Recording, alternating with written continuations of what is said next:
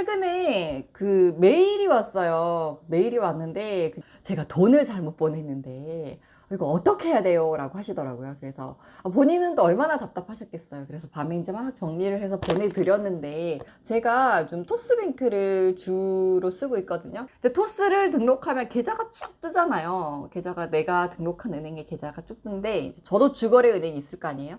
이제 계좌를 보다 보니까 잔고가 뭐 1,000원, 뭐 10,000원 이렇게 있는 계좌들이 있더라고요. 그래서 제가 웬만하면 다 정리를 하긴 했는데 그래도 또 발견하지 못한 계좌가 있어가지고 제가 이제 그 잔고들을 정리를 한다고 이렇게 막 정리하다가 제가 정말 사용하지 않는 듣도 보도 못한 계좌에 돈을 잘못 보낸다는 게 잘못 보내서 그쪽으로 보내버린 거예요. 제 계좌로 잘못 보낸 거죠. 그래서 이거 어떡하지? 순간 당황했어요. 그래서 은행 어플을 열고 돈을 송금하려고 했더니 그 계좌는 그 인터넷으로 거래가 안 되는 거예요. 그래가지고 이거 뭐지? 이거 뭐지? 이러면서 굉장히 당황을 했어요. 그래서 은행에 전화해가지고 취소되냐, 뭐 어떻게 되냐, 막 물어보다가 순간, 이러면 굉장히 일이 복잡해져. 이러면서 토스에서 넣었으니까 토스에서 빼보자. 라는 생각이 들더라고요. 그래서 그 계좌에 있는 잔액을 이제 제 원래 쓰던 계좌로 이체를 하는데 출금이 되는 거예요. 잠시 잠깐 진짜 실수를 하면 이렇게 되는 경우도 있구나 라는 생각이 들더라고요. 그래서 이게 요즘 송금 관련해서 댓글도 달렸었거든요. 저 돈 잘못 보냈어요 이런 댓글도 달리고 이게 너무 간편해지다 보니까 이게 송금을 잘못하게 되는 실수를 더 많이 자주 하게 될 수도 있는 것 같아요. 네, 그래서 이것과 관련해가지고 좀 여러분들이 자꾸 문의를 하셔가지고 이걸 이제 라이브에서 좀 얘기를 해드려야겠다라는 생각이 들어서 오늘 좀 준비해왔어요. 오픈뱅킹의 장점, 단점을 한 번에 그렇게 경험하게 되는 계기였습니다. 저도 최근에 이제 굉장히 당황스럽더라고요. 저만 당황스러운 게 아니라 많은 분들이 당황스러우시겠죠.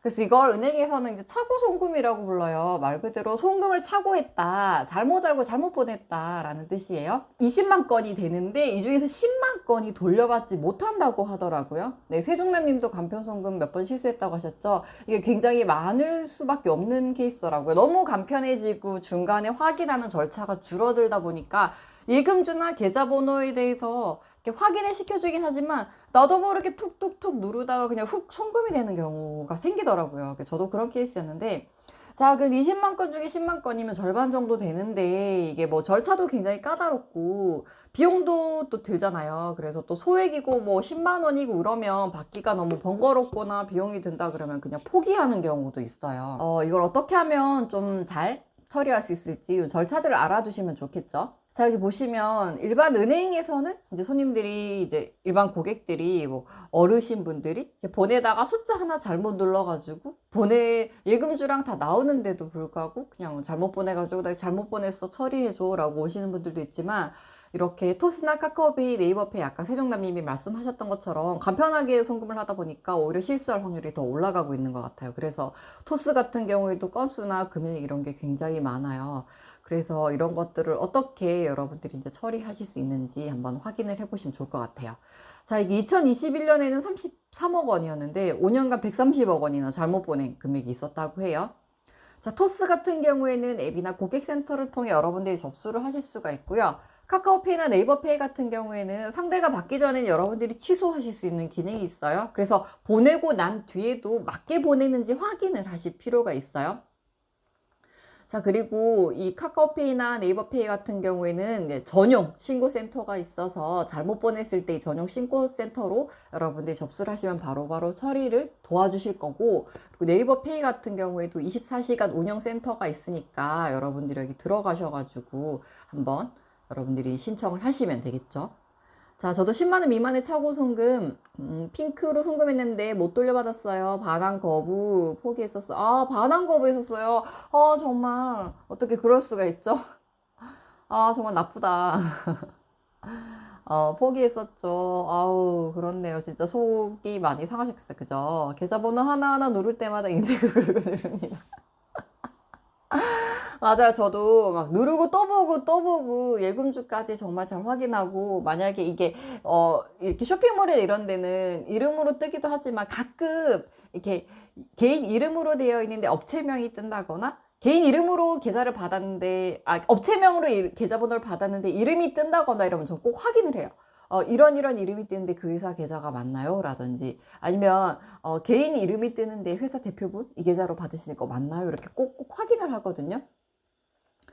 계좌번호 수가 적으면 좋을 텐데 그래서 전화번호를 계좌번호로 만드는 경우도 있고 또 자주 하는 계좌는 이렇게 즐겨찾기나 이런 걸 할 수가 있죠. 만약에 내가 돈을 잘못 보냈다 이러면 여러분들이 어떻게 하셔야 되냐면요.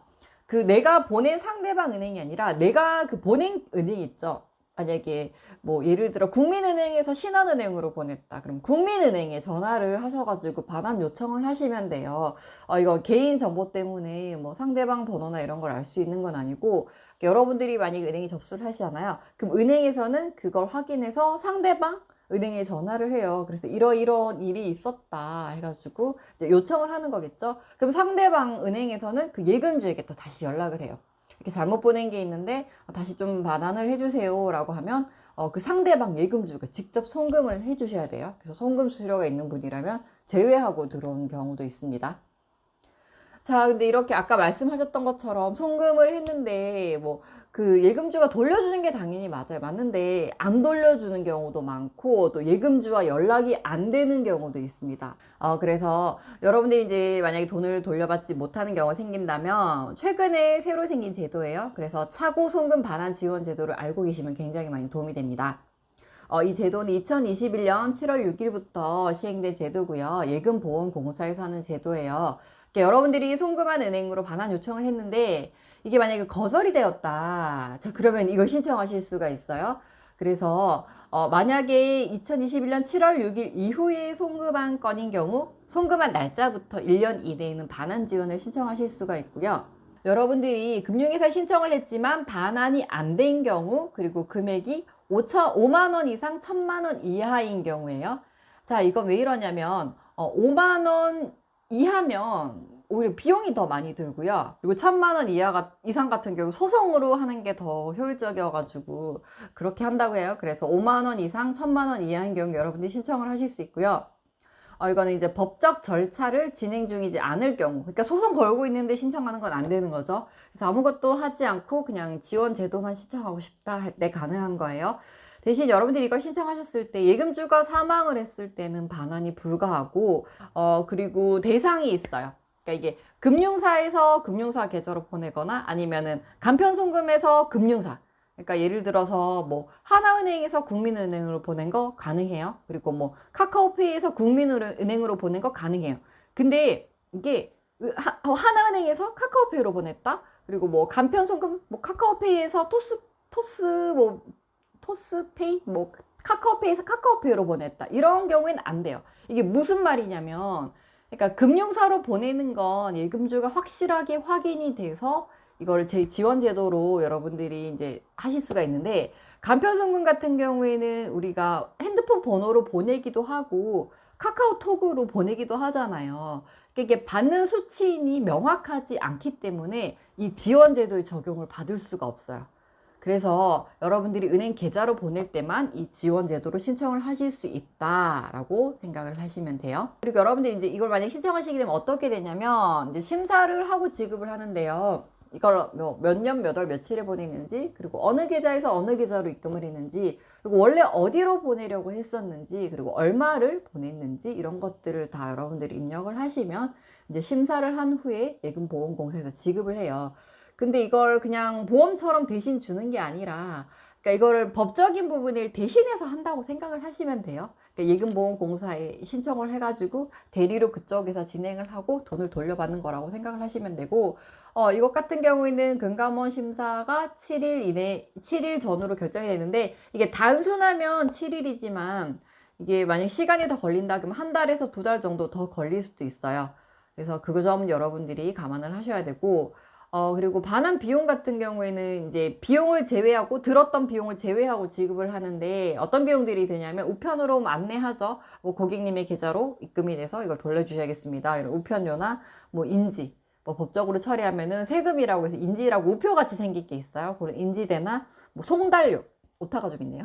근데 송달료라든지 인건비라든지 이런 것들이 비용이 드는데 이런 것들 제외하고 받으실 수가 있어요. 그래서 아까 이제 10만 원 못 돌려받으셨다고 했잖아요. 만약에 10만 원을 이 지원제도를 신청해서 받으시면 82,000원 정도 비용을 제하고 돌려받으실 수 있고, 만약에 100만 원을 잘못 보내서 이 지원제도로 받으시면 91만 원에서 95만 원 정도 드는 비용을 제외하고 받는 거겠죠. 1000만 원인 경우에는 920만 원에서 960만 원 정도 네, 비용을 제외하고 받으실 수 있다라고 생각을 하시면 될 것 같아요. 네, 반환 비용이 큰 건가요? 아니, 비용이 드는 비용이 꽤 있죠. 그쵸? 제가 하지 않고 대리해서 하기 때문에 그래도 뭐 소송이나 이런 것보다는 좀 낫잖아요. 그죠? 그래서 이런 절차들이 완료되고 난 다음 이제 빠르면 뭐 자기 계좌에서 자기 계좌로 잘못 보낸 경우에는 7일 이내에 돌려받은 경우도 있더라고요. 내가 그쪽으로 보내려고 했던 게 아닌데 잘못해서 그냥 보낸다는 게 잘못 보내서 청약 통장으로 보내가지고 이걸 해지해야 되나, 예금담보대출을 받아야 되나, 어떻게 해야 되나 했는데 그걸 이제 잘못 보냈다 차고 송금을 해서 반환받는 경우도 보니까 있더라고요. 그래서 그런 경우는 빨리 처리가 됐지만 한 달에서 2달 정도 걸린다고 보실 수 있습니다. 자, 그리고 만약 돌려받지 못했을 때 이렇게 나는 지원제도 대상도 아니고 이것도 저것도 안 된다 하는 경우에는 소송으로 가야 됩니다, 여러분. 네, 소송으로 가는데 부당이득 반환 청구 소송을 할 수 있어요. 그래서 이게 부당하게 이득을 본 경우 이걸 반환해 달라고 청구를 하는 거죠. 그러니까 원인 없이 이익을 얻은 자, 가만히 있는데 돈이 10만 원, 100만 원, 1000만 원 들어왔죠. 원인 없이 이익을 얻은 자죠. 이 사람은 자기 게 아니기 때문에 돌려줘야 되는데, 자, 이것도 모두 다 돌려받을 수 있는 건 아니에요. 어떤 경우가 있냐면 상대 계좌의 압류, 그러니까 뭐 카드 값이 연체됐다, 뭐 건강보험료가 미납됐다, 그래서 압류가 들어가는 경우가 있어요. 이게 이제 돈을 납부를 하면 압류를 풀어주는데 상대 계좌에 압류가 되어 있는 경우에는 돌려 못 받아요. 그래서 이게 압류가 풀린 뒤에 돌려받거나 이렇게 할 수가 있고, 잔고가 있어야 돌려받는데 이 사람이 출금해 가면 또 돌려받지 못하는 경우가 있어요. 그래서 만약에 이 사람이 상대방이 찾아서 썼다, 네, 그러면 이거는 횡령이 됩니다. 다른 사람의 돈을 가지고 와서. 그래서 법적으로 여러분들이 소송을 하실 수가 있지만 소송을 하는 경우에는 비용도 그만큼 많이 들 수 있다는 점을 여러분들이 참고를 하시고 감안을 하셔야 될 것 같아요. 자세히 계좌를 잘 확인하시고 보내실 필요가 있겠죠. 그래서 이런 복잡한 절차나 이런 것에 연루되지 않으려면 잠깐입니다, 여러분. 잠깐만 계좌번호 하나하나 정말 정확하게 확인하고 보낼 때도 예금주가 맞는지 잘 확인을 하시고 보내시는 게 중요하겠죠.